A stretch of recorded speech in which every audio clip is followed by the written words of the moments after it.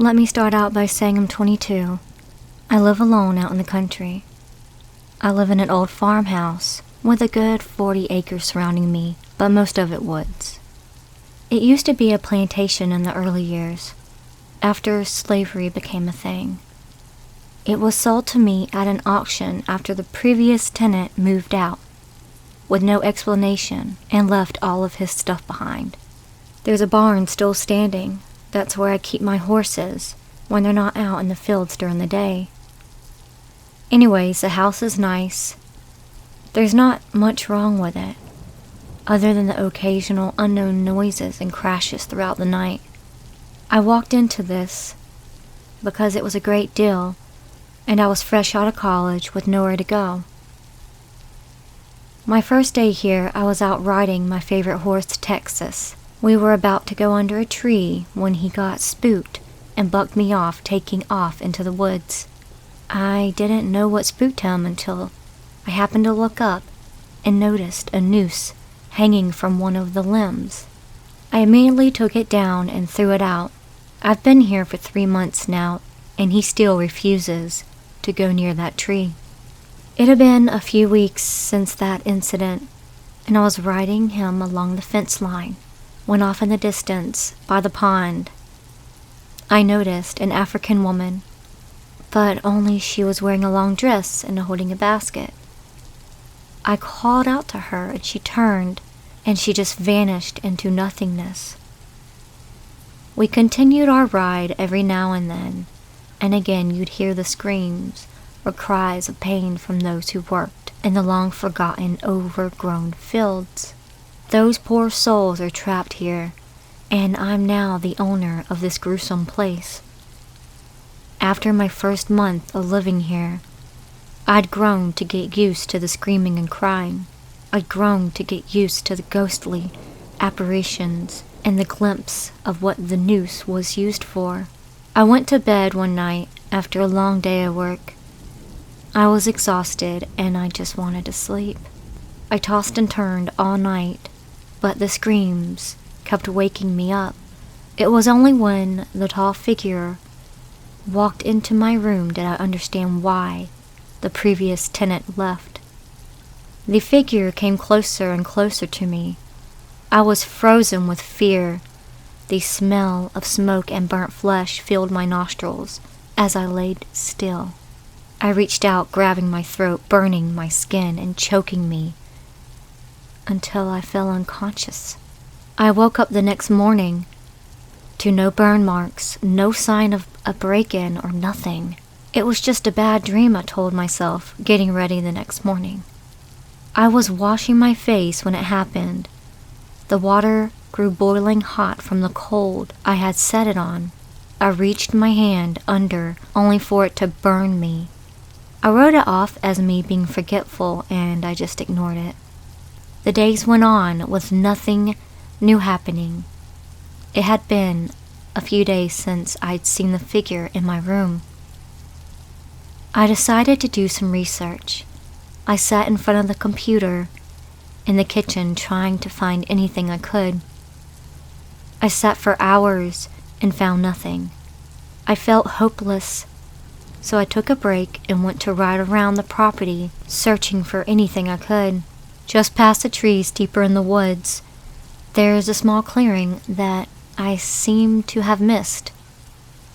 I left Texas in the field since something seemed to spook him and make him not want to go.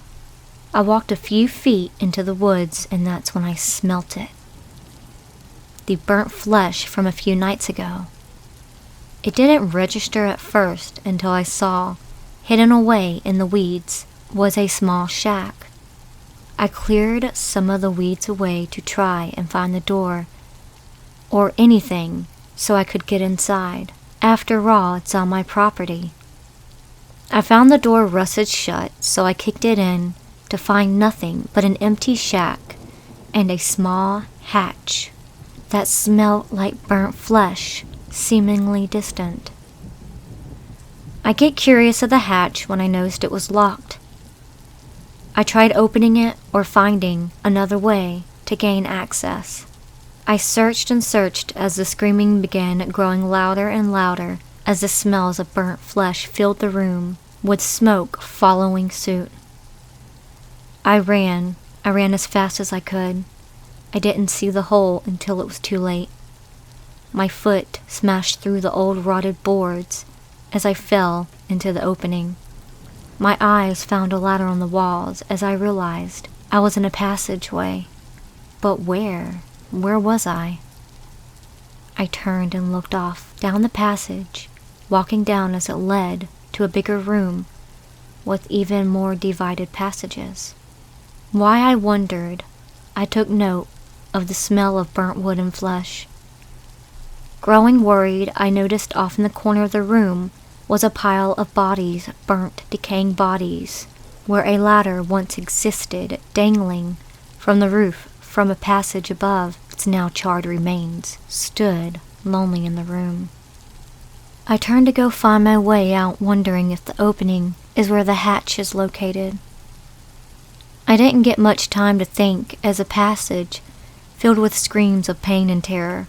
The passage seemingly growing hotter as smoke filled the room. I found the ladder quickly, climbing up as fast as I could manage. I ran off away from the hole, away from the shack towards the pond, as I saw the woman standing there again. She stopped me and just pointed towards the tree. "What is it? What happened here?" I asked. "They hung my son. He was caught trying to escape, so they hung him, made all of us watch. When they found the passage, they threw in torches and gas to stop more of us from leaving. The poor souls who were still down there burned alive. Their screams filled the night." She answered as she started to walk off, vanishing into thin air. I stood shocked at what she told me, shocked a ghost would talk to me and give me information that I desperately wanted to know. I walked back into the house, silently, just wanting to relax. In the bath that I didn't notice all of the broken glass in the kitchen, and I didn't notice a figure standing in the doorway as I passed. I crept up the stairs to the bathroom, turning on the water. Blood rushed from the faucets as I turned them on. I panicked and blinked only for it to be normal water.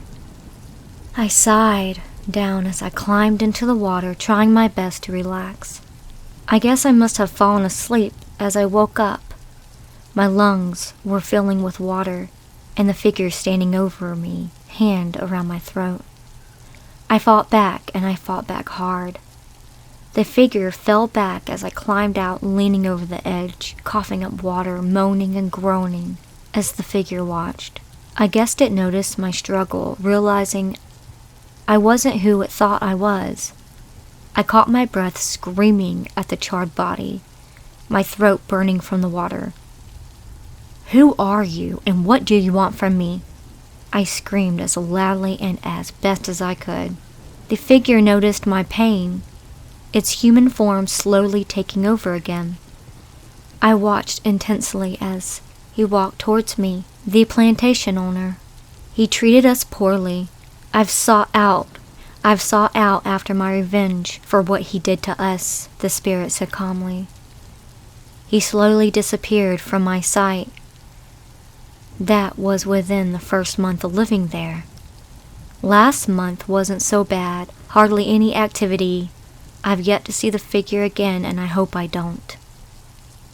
These screams still keep me up at night, but here lately, they've been getting louder and closer, and last night, they were outside my bedroom, banging on the door.